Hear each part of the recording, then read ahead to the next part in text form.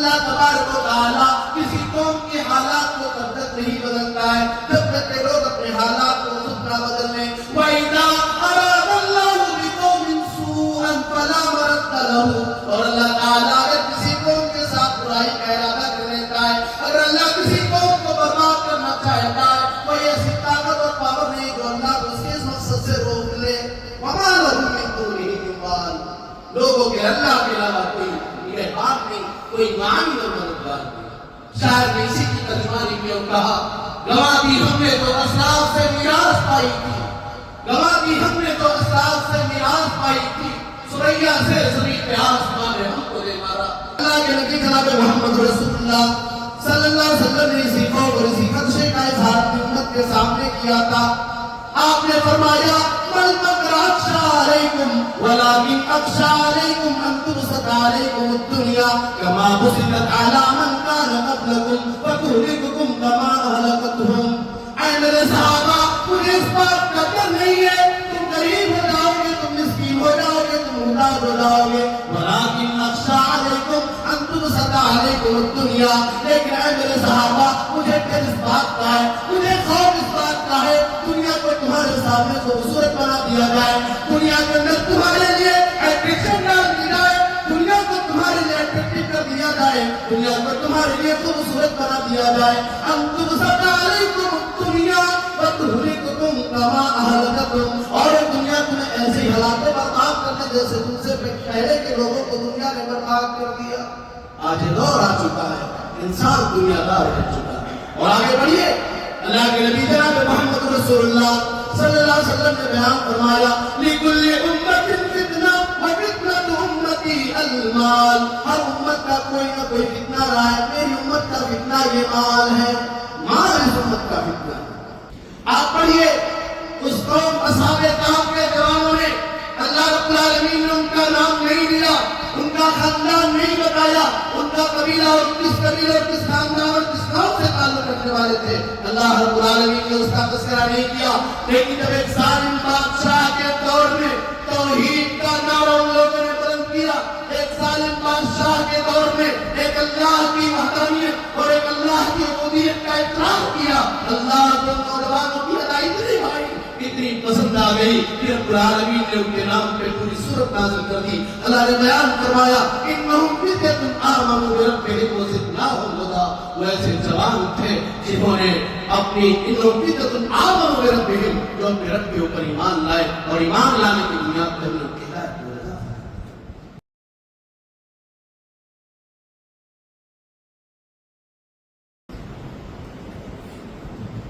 إن الحمد لله نحمده ونستعينه ونستغفره ونعوذ بالله من شرور أنفسنا ومن سيئات أعمالنا. من يهده الله فلا مضل له ومن يضلل فلا هادي له. وأشهد أن لا إله إلا الله وحده لا شريك له وأشهد أن محمدا عبده ورسوله أرسله بالحق بشيرا ونذيرا. يا أيها الذين آمنوا اتقوا الله حق تقاته ولا تموتن إلا وأنتم مسلمون. يا أيها الناس اتقوا ربكم الذي خلقكم من نفس واحدة وخلق منها زوجها وبث منهما رجالا كثيرا ونساء. واتقوا الله الذي تساءلون به والأرحام إن الله كان عليكم رقيبا. يا أيها الذين آمنوا اتقوا الله وقولوا قولا سديدا يصلح لكم أعمالكم ويغفر لكم ذنوبكم ومن يطع الله ورسوله فقد فاز فوزا عظيما. أما بعد فإن خير الحديث كتاب الله وخير الهدي هدي محمد صلى الله عليه وسلم وشر الأمور محدثاتها وكل محدثة بدعة وكل بدعة ضلالة وكل ضلالة في النار. أعوذ بالله السميع العليم من الشيطان الرجيم من همزه ونفخه ونفثه. بسم الله الرحمن الرحيم. الفساد في البر والبحر بما كسبت أيدي الناس ليذيقهم بعض الذي عملوا لعلهم يرجعون. وقال تبارك وتعالى في مقام آخر: إن الله لا يغير ما بقوم حتى يغيروا ما بأنفسهم وإذا أراد الله بقوم سوءا فلا مرد له وما لهم من دونه من وال. محترم سامعین، حاضرین جمعہ، پیارے بھائیوں، اسلامی خواتین، پیاری ماؤں، نوجوان ساتھیوں، پیارے بچوں، اشتہار و اعلان کے حوالے سے آپ کے ذہن و دماغ میں یہ بات ہے کہ آج آپ حضرات کے سامنے مجھے جس موضوع پر خطاب کرنا ہے وہ ہے امت کا زوال، اسباب و علاج. پیارے بھائیوں، اللہ تبارک و تعالیٰ کا ہم لوگوں کے اوپر بہت بڑا احسان اور بہت بڑا کرم یہ ہے کہ اللہ رب العالمین نے اس کائنات کے اندر ہمیں اور آپ کو پیدا کرنے کے بعد جس دین اور جس مذہب کا ماننے والا بنایا وہ دین اسلام، اور وہ ایسا دین اسلام ہے جو دین اللہ رب العالمین کا سب سے محبوب اور پسندیدہ دین ہے. اللہ رب العالمین نے دین اسلام کے بارے میں خود بیان فرمایا: ان الدین عند اللہ الاسلام، کہ اللہ رب العالمین کے نزدیک اگر کوئی بھی دین قابل قبول ہے، اللہ رب العالمین کے نزدیک اگر کوئی بھی دین محبوب اور پسندیدہ ہے تو وہ دین اسلام ہے. ایک اور مقام پہ اللہ تبارک و تعالیٰ نے بیان فرمایا: وَمَن يَبْتَغِ غَيْرَ الْإِسْلَامِ دِينًا فَلَن يُقْبَلَ مِنْهُ وَهُوَ فِي الْآخِرَةِ مِنَ الْخَاسِرِينَ. کہ اسلام کو چھوڑ کر کے اگر کوئی دوسرا دین، اسلام کو چھوڑ کر کے اگر کوئی دوسرا دھرم اور کوئی دوسرا مذہب اختیار کرے گا، فَلَن يُقْبَلَ مِنْهُ، تو اس کے اس دین کو، اس کے اس مذہب کو قبول نہیں کیا جائے گا، اللہ کا ایکسپٹ نہیں کیا جائے گا. وَهُوَ فِي الْآخِرَةِ مِنَ الْخَاسِرِينَ. اور اسلام کو چھوڑ کر کے دوسرے مذہب پر عمل کرنے والا، اسلام کو چھوڑ کر کے دوسرے دین کو اختیار کرنے والا، اسلام کو چھوڑ کر کے دوسرے دین کے ساتھ اس دنیا سے جانے والا آخرت میں گھاٹا اور خسارہ اٹھانے والا. تو ہم سب کو اس بات پر اللہ رب العالمین کا شکر ادا کرنا چاہیے کہ رب العالمین نے ہمیں اور آپ کو مسلمان بنایا، اسلام والا بنایا. اور ساتھ ہی ساتھ ہم یہ جان لیں کہ اللہ تبارک و تعالیٰ نے اس کائنات کے اندر جتنی امتیں آئیں ان تمام امتوں میں اس امت کو سب سے بہترین اور افضل امت قرار دیا. اللہ تعالیٰ بیان فرماتا ہے: كنتم خير أمة أخرجت للناس تأمرون بالمعروف وتنهون عن المنكر وتؤمنون بالله. اللہ کہتا ہے میرے بندو، اے ایمان والو، اے نبی جناب محمد رسول اللہ صلی اللہ علیہ وسلم کے امتیوں، کنتم خیر امت اخرجت للناس، تم بہترین امت ہو، تمہیں اسی لیے پیدا کیا گیا ہے تاکہ تم لوگوں کو بھلائی کر دیتے، تأمرون بالمعروف وتنہون عن المنکر، تم لوگوں کو نیک کام کرنے کا حکم دیتے ہو اور گناہ کے کاموں سے، غلط کاموں سے اور حرام کاموں سے منع کرتے ہو. وتؤمنون باللہ، اور تم اللہ رب العالمین کے اوپر ایمان رکھتے ہو. اللہ نے اس امت کو خیر امت قرار دیا، لیکن جس امت کو اللہ رب العالمین نے خیر امت قرار دیا، جس امت کے ماننے والے ایک دور ایسا آیا کہ ان کی طاقت و قوت کے چرچے دنیا کے اندر ہو رہے تھے، جس قوم کے ماننے والے اس سماج اور معاشرے کے اندر بڑی عزت و وقار کے ساتھ جانے اور پہچانے جاتے تھے، آج یہ امت پستی کی جانب جا رہی ہے، آج یہ امت ذلیل ہو رہی ہے، آج یہ امت رسوا ہو رہی ہے. آج دنیا کے اندر جانوروں کے حقوق کی تنظیمیں موجود ہیں، جانوروں کے حقوق کی حفاظت کے لیے، جانوروں کی جانوں کی حفاظت کے لیے اس دنیا کے اندر تنظیمیں موجود ہیں، مگر مسلمانوں کو آج مار دیا جاتا ہے، پل بھر میں ان کے گھروں کو گرا دیا جاتا ہے، مسلم نوجوان کو بے گناہ موت کے گھاٹ اتار دیا جاتا ہے، پل بھر میں مسلمان اعلان کر دیا جاتا ہے، ان مسلمانوں کے مدارس اور مساجد پر پابندیاں لگا دی جاتی ہیں اور کوئی اس دنیا کے دل کی آواز اٹھانے والا نظر نہیں آتا۔ لیکن ایسا کیوں ہے؟ ریزن کیا ہے؟ سبب کیا ہے؟ وجہ کیا ہے؟ ان وجوہات کی بنیاد پر اللہ رب العالمین نے اس امت کو ذلیل و رسوا کیا۔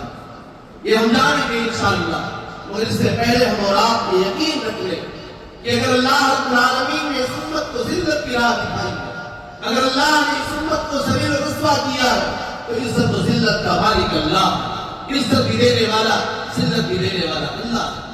اللہ رب العالمین بیان فرماتا ہے قُلِ اللَّهُمَّ مَالِكَ الْمُلْكِ تُؤْتِي الْمُلْكَ مَن تَشَاءُ وَتَنزِعُ الْمُلْكَ مِمَّن تَشَاءُ۔ اللہ کہتا ہے اے نبی صلی اللہ علیہ وسلم آپ اعلان کر دیجئے اے اللہ بادشاہ کا مالک تو ہے۔ قُلِ اللَّهُمَّ مَالِكَ الْمُلْكِ تُؤْتِي الْمُلْكَ مَن تَشَاءُ۔ اے اللہ جسے چاہتا ہے اسے سلطنت عطا کر دیتا ہے۔ اے اللہ تو جسے چاہتا ہے اسے بادشاہ بنا دیتا ہے۔ اے اللہ تو جسے چاہتا ہے اسے کرسی دے دیتا ہے۔ وَتَنزِعُ الْمُلْكَ مِمَّن تَشَاءُ، اور جسے چاہتا ہے اس سے عہدے کو، اس کی عزت و وقار کو چھین لیتا ہے۔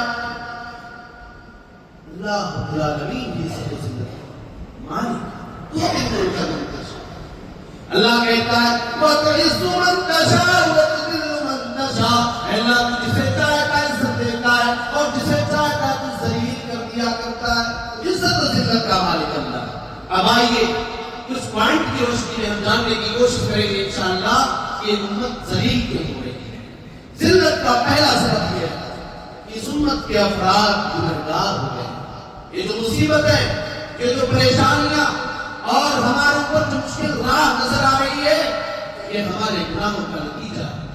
اللہ تعالیٰ بیان فرماتا ہے وَمَا أَصَابَكُم مِّن مُّصِيبَةٍ فَبِمَا كَسَبَتْ أَيْدِيكُمْ وَيَعْفُو عَن كَثِيرٍ۔ اے میرے بندو، تمہارے اوپر جو بھی مصیبتیں آ رہی ہیں، تمہارے اوپر جو بھی تکلیفیں آ رہی ہیں، جو پریشانیاں تمہارے اوپر آ رہی ہیں، وَمَا أَصَابَكُم مِّن مُّصِيبَةٍ فَبِمَا كَسَبَتْ أَيْدِيكُمْ، یہ تمہارے ہاتھوں کی کمائی ہے، یہ تمہارے کالے کرتوت ہے۔ وَيَعْفُو عَن كَثِيرٍ، اللہ تبارک و تعالیٰ تو تمہارے بہت سے گناہوں کو مٹا دیا کرتا ہے۔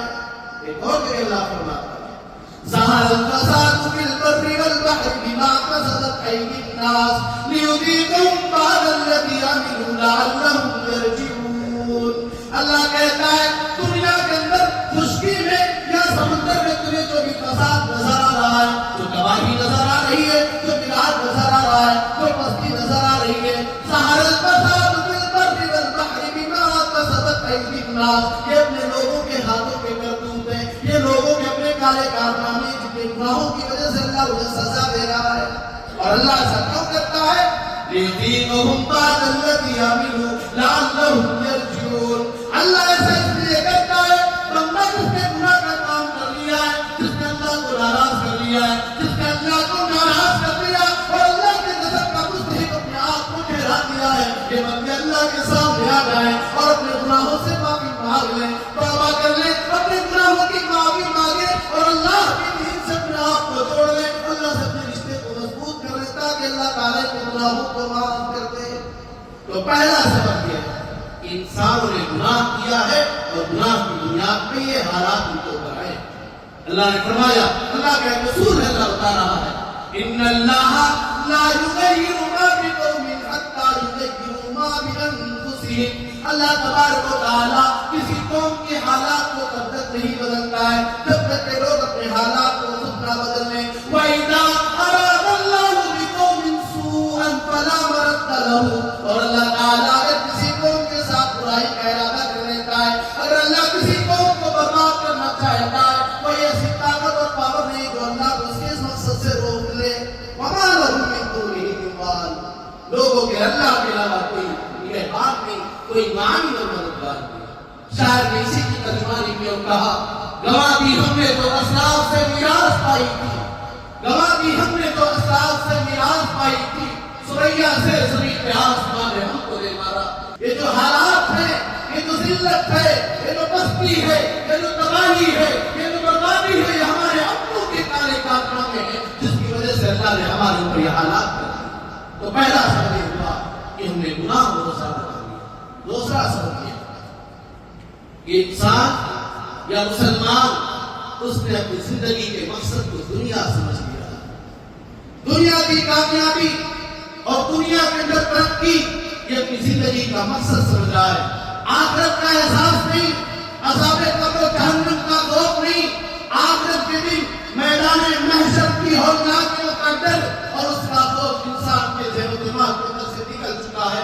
مسلمان اس کا شب و روز دنیا دنیا صرف دنیا کے لیے ہے، یہ شام کو جب بستر میں سونے جاتا ہے تو دنیا کی فکر لے کر کے سونے جاتا ہے، اور جب صبح اٹھتا ہے تو دنیا کے لیے اٹھتا ہے۔ حالانکہ میرا رب قرآن میں بیان کرنا رہا ہے وَمَا الْحَيَاةُ الدُّنْيَا إِلَّا مَتَاعُ الْغُرُورِ، اے میرے بندے یہ دنیا کی زندگی دھوکے کا نام ہے، یہ دنیا محض دھوکا ہے، تم کچھ بھی کر کے جاؤ، کتنی محنت کر لو، کتنی دولت کما لو، کتنی پراپرٹی بنا لو، زمین و جائیداد کی بھرمار ہو جائے، دنیا کے اندر تمہاری دولت و شہرت کے چرچے ہو جائے، لیکن جب مرو گے اگر تمہارے کھاتے میں نیکیاں نہیں ہے، اگر تم نے آخرت کی تیاری نہیں کی ہے، اگر اللہ کے سامنے اپنی پیشانی کو جھکایا نہیں ہے، اگر غریبوں کی مدد نہیں کی ہے، اگر بیماروں کی بیمار پرسی نہیں کی ہے، اگر پڑوسیوں کے حقوق کو نہیں ادا کیا ہے، اگر اللہ کے حقوق کی ادائیگی کے ساتھ ساتھ بندوں کے حقوق کو تم نے صحیح طریقے سے ادا نہ کیا تو شاید پھر اللہ کے یہاں کامیابی تمہیں نہ ملے۔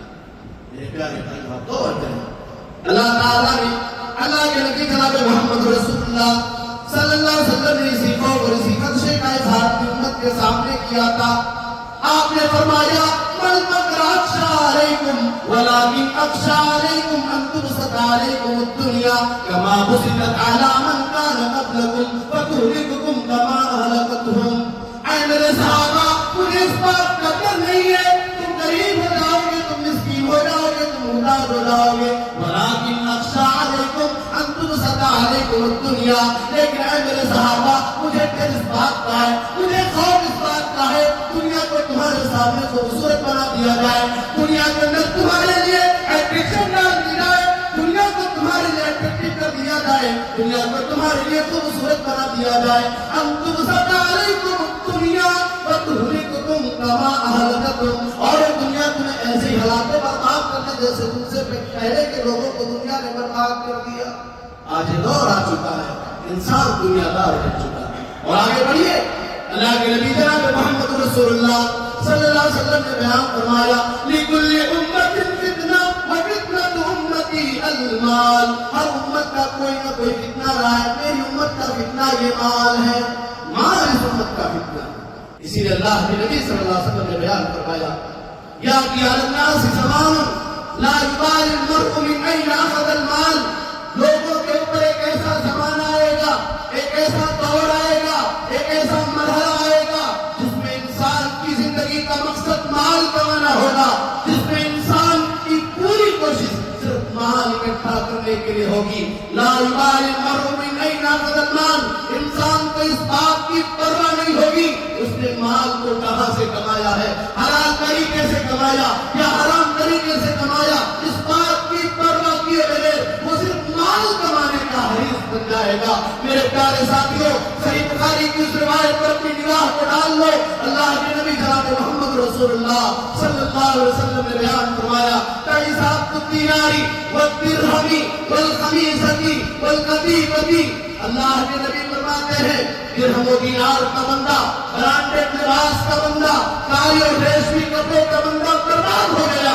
ان کو دیا ربیا وَإِن لَمْ يُؤْتَ لَمْ يَرْضَىٰ، اگر اسے دولت ملی، اگر اسے پیسہ ملا، اگر اسے اچھے کپڑے ملے، اگر اللہ نے اسے دنیا کے اندر خوشیاں دی تب تو راضی رہا۔ وَإِن لَمْ يُؤْتَ لَمْ يَرْضَىٰ، لیکن اگر اللہ نے اسے دولت نہیں دی، اللہ نے اسے عزت نہیں دی، اللہ نے اسے مقام نہیں دیا، اللہ نے اسے مشہور نہیں کیا، وہ اللہ کی ذات سے راضی نہ ہوا، وہ ناشکری کرتا رہا، وہ اللہ سے شکایتیں کرتا رہا، وہ کہتا رہا میری دنیا کی زندگی برباد ہو رہی ہے۔ میرے پیارے بھائیوں، تو اللہ رب العالمین کے اصول سے جب ہٹیں گے ہم دنیا دار بن جائیں گے، ہم اللہ کو بھول جائیں گے، اللہ ہمیں ذلیل و رسوا کرے گا۔ اور ہم یہ سمجھ رہے ہیں میرے بھائیوں، دنیا کی خوشیاں نہ تو پرماننٹ ہیں اور نہ ہی دنیا کی پریشانیاں پرماننٹ ہیں۔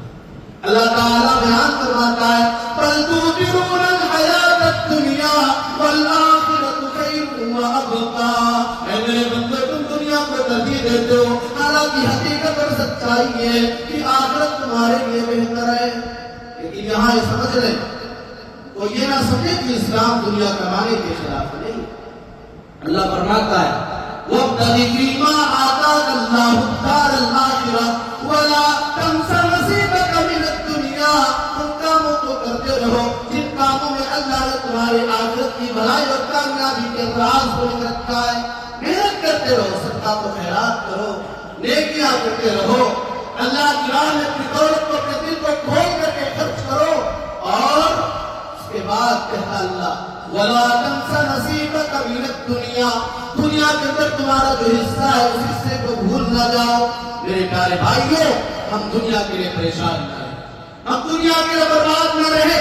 آج کا یہ مسلمان اپنی دکان کو بند کر کے اللہ کی عبادت کے لیے نہیں آئے گا. کاہے کوئی کسٹمر آ سکتا ہے، ہمارا کوئی گراہک آ سکتا ہے، ہمارا نقصان ہو جائے گا. میرے پیارے بھائی، اس بات پر ہمیں اور آپ کو یقین ہونا چاہیے. جب اپنی ماں کے پیٹ میں تھے، 4 مہینے کی مدت پوری ہوئی تھی، اللہ کی جانب سے فرشتہ آیا تھا، اس نے ہمارے بدن کے اندر روح پھونکی تھی. بہت ساری چیزوں کو لکھنے کے ساتھ ساتھ اللہ کے حکم سے اس نے یہ بھی لکھا تھا کہ ہم کتنا کمائیں گے، کتنا کمائیں گے.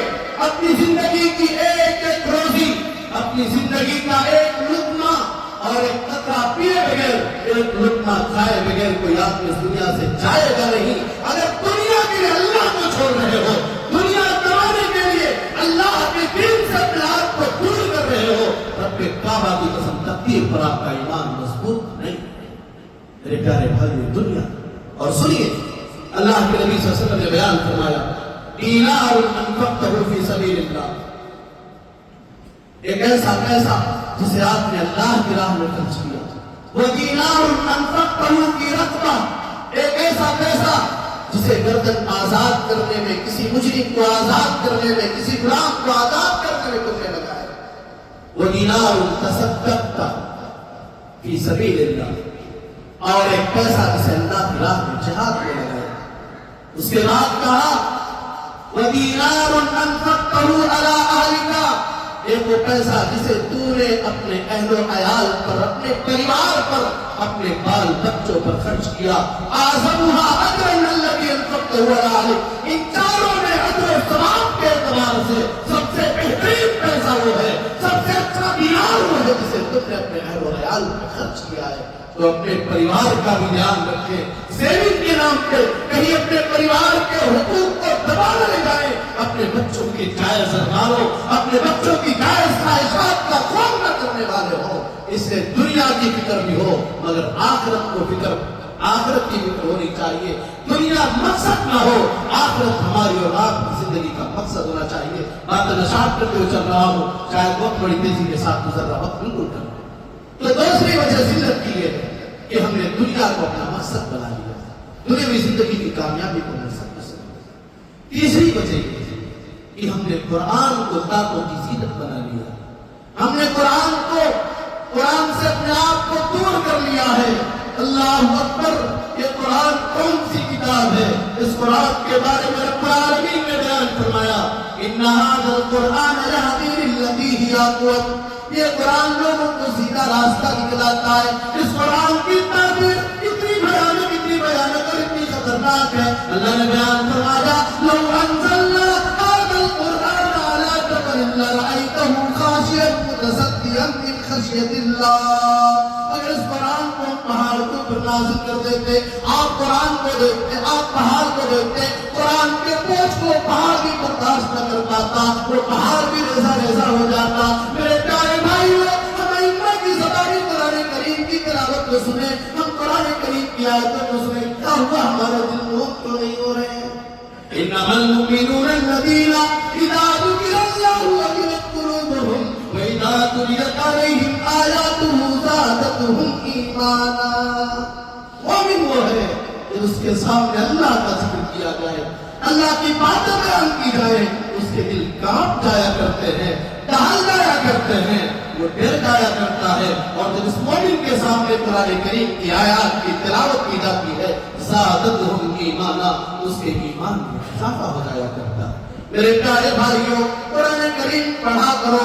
یہ قرآن ایسی مقدس کتاب ہے، اگر ہم نے اس قرآن کو چھوڑ دیا یقین مانو کل قیامت دن اللہ کے ہاں شکایتیں ہمارے خلاف ہوگی وقال الرسول یا رب ان قوم اتخذوا هذا القرآن مہجورا رسول ہمارے خلاف گواہی دیں گے اور کہیں گے اے اللہ پروردگار عالم نے میری امت کے لوگ ان لوگوں نے اس قرآن کریم کو چھوڑ دیا تھا قرآن کریم کی تلاوت ان لوگوں نے چھوڑ دی تھی ہمارے خلاف ہمارے پیارے پیغمبر گواہی دیں گے اس لیے قرآن کریم کو پڑھا کرو اور اگر ہم نے قرآن کو پڑھا تو یقین مانو پیارے آقا جناب محمد رسول اللہ صلی اللہ علیہ وسلم نے بیان فرمایا من قرأ حرفا من کتاب اللہ فلہ بہ حسنہ والحسنۃ بعشر امثالها لا اقول الف لام میم حرف ولكن الف حرف ولام حرف ومیم حرف جو قرآن کریم کے حرف کی تلاوت کرے گا جو قرآن کے حرف کو پڑھے گا اسے ایک نیکی ملے گی والحسنۃ بعشر امثالها نیکیاں 1 سے 10 گنا تک اللہ بڑھا سکتا ہے اس کے بعد اللہ کے نبی صلی اللہ علیہ وسلم نے بیان فرمایا لا اقول الف لام میم حرف میں یہ نہیں کہتا کہ الف لام میم یہ تینوں مل کر کے حرف ہیں ولكن الف حرف ولام حرف ومیم حرف لیکن الف ایک حرف ہے لام ایک حرف ہے میم ایک حرف ہے میرے پیارے بھائیوں اگر الف لام میم ہم نے پڑھ لیا تو ہمیں کم سے کم 3 اور زیادہ سے زیادہ 30 یا اس سے بھی زیادہ اللہ تبارک و تعالیٰ اپنے فضل و کرم کے ساتھ دے سکتا ہے نوجوانوں میں آپ سے کہنا چاہتا ہوں رمضان کا مہینہ آتے ہی مسجدوں میں قرآن کی تعداد کم پڑ جاتی ہے کبھی کبھی مسجدوں کی حالت یہ ہوتی ہے جتنے قرآن پڑھنے والے ہوتے ہیں قرآن کے نسخے کم پڑ جایا کرتے ہیں لیکن کیا وجہ ہے سال کے 11 مہینوں تک ہم نے اور آپ نے قرآن کریم کو کتابوں کی سیرت بنا دیا ہے میرے پیارے بھائیوں اپنے آپ کا محاسبہ کرو ہم ایک دن میں کتنی مرتبہ اپنے موبائل کی اسکرین دیکھتے ہیں کتنی مرتبہ ہم لوگوں کے میسج کو دیکھتے ہیں اگر ہمارا کوئی قریبی ہمیں میسج کرے ہم نہ دیکھیں وہ ہم سے ناراض ہو جائے گا ہم اپنے کسی قریبی کو میسج کریں تو ہمارے میسج کا جواب نہ دیں ہم ناراض ہو جائیں گے اللہ کی کتاب ہم نہ پڑھیں اللہ کی کتاب کی تلاوت ہم نہ کریں کہ اللہ سے ناراض نہیں ہوگا اللہ کا ایک قانون ہے ان اللہ یرفع بہذا الکتاب اقواما ویضع به آخرین اللہ رب العالمین کسی کتاب کے ذریعے کسی قوم کو بلندی تک پہنچائے گا اور اسی کتاب کے ذریعے کسی قوم کو زندگی دے گا تم نے قرآن سے اپنے آپ کو دور کر لیا ایک حدیث مجھے یاد آئی دنیا کے حوالے سے آپ اسے بھی سن لیجئے بڑی پیاری روایت ہے اللہ کے نبی جناب محمد رسول اللہ صلی اللہ علیہ وسلم نے اس امت کے حالات کا تذکرہ اس میں کیا یوشک ان تدا علیکم الامم کما تدا الاکلۃ الی کساتها اے میرے صحابہ قریب ہے کہ تمہاری امت ایسے ٹوٹ پڑے گی جیسے بھوکا کے دسترخوان کے اوپر ٹوٹ پڑتا ہے وقال قائل ومن قلت یومئذ اے اللہ کے نبی جانتی ہو ہماری تعداد کم ہو جائے گی نہیں بل انتم کثیر ولکنکم غثاء کغثاء السیل تمہاری تعداد تو زیادہ ہوگی لیکن تم سمندر کے جھاگ کے برابر ہو جاؤ گے سیلاب کے جھاگ کے برابر ہو جاؤ گے پانی کے بلبلے ہوتے ہیں جب سیلاب آتا ہے اس کو سفید سفید جھاگ اور بلبلے ہوا دکھنے میں بہت زیادہ لگتے ہیں لیکن انگلی لگائیں گے منہ سے آپ پھٹ ماریں گے ہمارے چلے گی وہ بلبلے پانی کے ختم ہو جاتے ہیں اللہ کے نبی نے فرمایا تمہارا معاملہ یہی ہوگا تعداد میں کوئی کمی نہیں ہے عزت ہمارے پاس دولت ہمارے پاس کرسی ہمارے پاس مال ہمارے پاس پراپرٹی ہمارے پاس طاقت ہمارے پاس ہے اس کے باوجود ہم ضعیف اللہ کے نبی آگے فرماتے ہیں وَلَيَنزِعَنَّ اللَّهُ مِن صُدُورِ عَدُوِّكُمُ الْمَهَابَةَ مِنكُمْ اللہ تبارک و تعالیٰ تمہارے دشمنوں کے اندر سے تمہارے خوف کو نکال دے گا وَلِيَقْذِفَنَّ فِي قُلُوبِكُمُ الْوَهْنَ اور اللہ تمہارے دلوں کے اندر وہن کو ڈال دے گا ہائے اللہ کے نبی وہن کیا ہے حُبُّ الدُّنْيَا وَكَرَاهِيَةُ الْمَوْتِ تم دنیا سے محبت کرنے لگو گے اور موت سے نفرت کرنے لگو گے تو میرے پیارے بھائیوں کہ تیسرا سبب یہ ہوا کہ ہم نے قرآن کریم سے اپنے آپ کو دور کیا دنیا کی چیزیں ہمیں یاد ہیں اللہ کی کتاب ہمیں یاد نہیں ہے چوتھا سبب یہ کہ ہم نے توحید سے سمجھوتا کر دیا توحید ہمارا خالص نہیں رہا ہماری زندگی کا مقصد اور ہماری پیدائش اور ہماری تخلیق کا مقصد جو توحید ہے اس توحید کو ہم نے بھلا دیا اللہ فرماتا ہے وَمَا خَلَقْتُ الْجِنَّ وَالْإِنسَ إِلَّا لِيَعْبُدُونِ میں نے جناتوں کو انسانوں کو اپنی توحید کے لیے پیدا کیا ہے اگر آپ غور کیجیے سماج میں شرک کی کون سی ایسی جس میں جو ہمارے مسلمان قریبی گھرانوں میں پائی نہیں جا رہی ہے؟ کوئی اپنی ماں کی قسم کھا رہا ہے، اپنی روزی روٹی کی قسم کوئی کھا رہا ہے، کوئی پیار اور محبت کی قسم کھا رہا ہے، کوئی زندگی کی قسم کھا رہا ہے، کوئی ماں اپنی اولاد کی قسم کھا رہی ہے، کوئی اپنی زندگی کی قسم کھا رہی ہے۔ تعبیر جس کے ہاتھ میں ہے، تعبیر جس کے ہاتھ میں ہے، میرے پیارے بھائی یہ شرک ہے، اور اگر ہم نے شرک کیا تو سمجھ لو اللہ ہمیں ذلیل کر دے گا۔ اللہ نے فرمایا الذین آمنوا ولم یلبسوا ایمانہم بظلم، جو ایمان لائے اور ایمان کو لوگوں نے شرک سے نہیں ملایا، شرک سے اپنے ایمان کو محفوظ رکھا، اولئک لہم الامن وہم مہتدون، ان لوگوں کے لیے دنیا میں امن و امان ہے اور یہی لوگ حقیقت میں ہدایت پانے والے ہیں۔ تو توحید سے ہم نے سمجھوتا کیا، اور میرے رب نے قرآن میں اعلان کر دیا ہے اگر توحید کے بغیر اس دنیا سے چلے گئے لاکھ اللہ کی راہ میں خرچ کر دو، اللہ قبول نہیں کرے گا۔ اللہ فرماتا ہے ان الذین کفروا وماتوا وهم کفار فلن یقبل من احدهم ملء الارض ذهبا، جو لوگ توحید کے بغیر اس دنیا سے چلے گئے، اللہ کے ساتھ پیاروں کو شریک ٹھہراتے ہوئے اور کفر کی حالت میں اس دنیا سے چلے گئے، کل قیامت کے دن زمین کے برابر سونا اللہ کی راہ میں اگر دیں گے فلن یقبل من احدهم ملء الارض ذهبا، زمین کے برابر سونا بھی قبول نہیں کیا جائے گا۔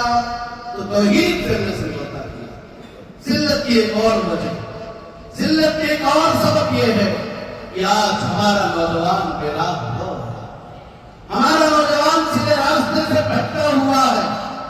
میرے پیارے بھائیوں، دنیا کی کوئی بھی قوم اس وقت تک کامیاب نہیں ہو سکتی جب تک اس قوم کے جوان سدھر نہ جائے۔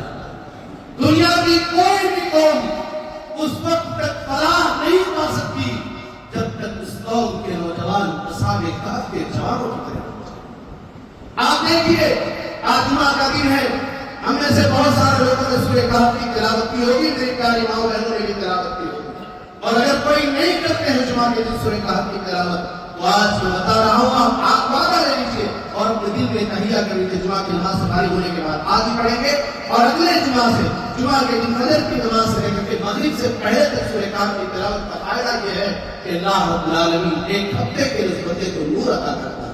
کتنا وقت لگے گا میرے پیارے بھائی؟ ہم دکانوں پر، ہم ادھر ادھر بیٹھ کر کے، پان کی دکانوں پر، چائے کی دکانوں پر بیٹھ کر کے گھنٹوں گھنٹوں بحث کر سکتے ہیں، باتیں کر سکتے ہیں، ان کی غیبت، ان کی چغلی، ان کی برائی، یہ کیسے کما رہا، وہ کیا کر رہا، اس کی فکر ہمیں ہے، مگر کیا ہمارے پاس اس قرآن مقدس کی تلاوت کے لیے وقت نہیں ہے؟ میرے پیارے بھائیوں، آپ سورہ کہف کی تلاوت کیا، آپ پڑھیے اس قوم اصحاب کہف کے جوانوں نے، اللہ رب العالمین نے ان کا نام نہیں لیا، ان کا خاندان نہیں بتایا، ان کا قبیلہ اور کس قبیلہ اور کس خاندان اور کس قوم سے تعلق رکھنے والے تھے، اللہ رب العالمین نے اس کا تذکرہ نہیں کیا۔ لیکن جب ایک ظالم بادشاہ کے دور میں توحید کا نعرہ ان لوگوں نے بلند کیا، ایک ظالم بادشاہ کے دور میں ایک اللہ کی وحدانیت اور ایک اللہ کی عبودیت کا اقرار کیا، اللہ کے نوجوانوں کی ادائی اتنی بھائی اتنی پسند آ گئی کہ رب العالمین نے ان کے نام پہ پوری سورت نازل کر دی۔ اللہ نے بیان فرمایا انہم فتیۃ آمنوا بربہم وزدناہم ھدی، وہ ایسے جوان تھے جنہوں نے اپنی انہم فتیۃ آمنوا بربہم، جو اپنے رب کے اوپر ایمان لائے اور ایمان لانے کی بنیاد پر ان کی ہدایت کو رضا فرمایا۔ میرے پیارے بھائیوں، آج جوانوں کا حال کیا ہے؟